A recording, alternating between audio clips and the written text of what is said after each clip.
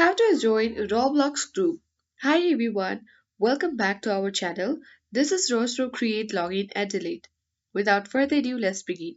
First, head over to roblox.com and log into your account. Once you are logged in, look at menu on left hand side and click on the groups option. This will take you to the groups page. Here, you can browse different groups or use the search bar at top to find a specific group you are looking for. If you have a direct link to a group, you can paste it into your browser's address bar. Now let me show you an example. I'll let or select a group. Let's go with box games.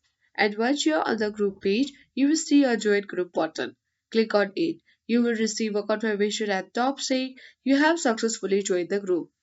And with that, you are good to go. You will successfully join a group on Roblox in just a few simple steps.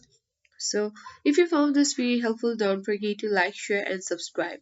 Thank you for watching, and I'll see you in the next video.